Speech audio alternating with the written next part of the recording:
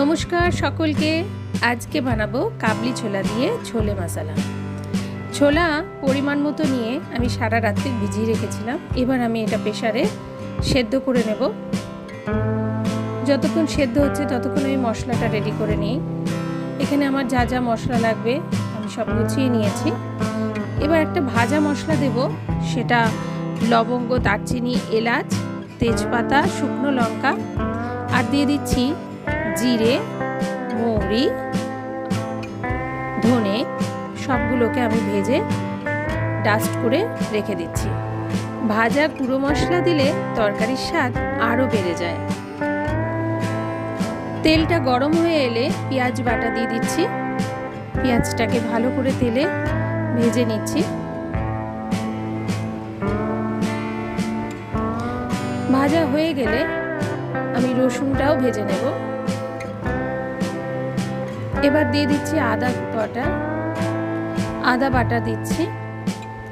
সব মশলাটা ভালো করে তেলে আদা, পেঁয়াজ, রসুনের গন্ধটা যাতে কেটে যায় ভালো করে ভেজে নিলাম। এবার দিয়ে দিচ্ছি লঙ্কা কুচনো। আপনারা চাইলে শুকনো লঙ্কার গুঁড়ো ব্যবহার করতে পারেন। লঙ্কা কুচনো দিলাম। দিয়ে দিচ্ছি টমেটো। সমস্ত মশলাকে ভালো করে কষে নিতে হবে। আর দিলাম ধনে পাতা।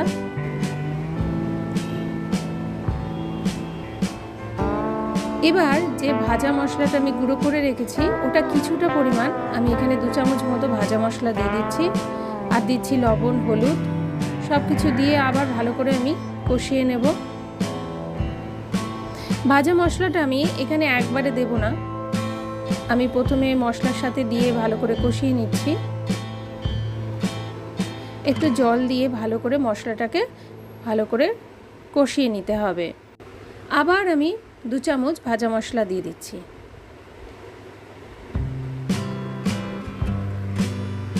মশলাটা ভালো মতো ভাজা ভাজা হয়ে এলে দেখুন তেল ছেড়েছে আর মশলার কালারটাও বদলে গেছে।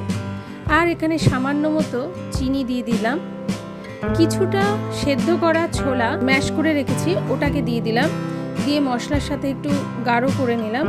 এইবার সেদ্ধ করে রাখা ছোলাগুলোকে দিয়ে মশলার সাথে ভালো করে বেশ খানিকক্ষণ কিন্তু কষিয়ে নিতে হবে।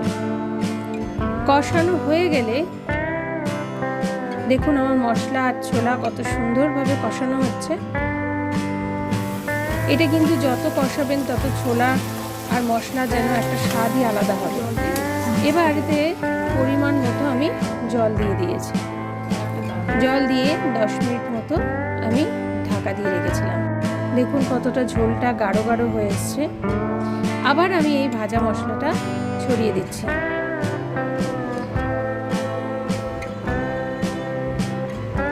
দিয়ে ভালো করে আবার বেশ খানিকক্ষণ ফুটিয়ে নেব।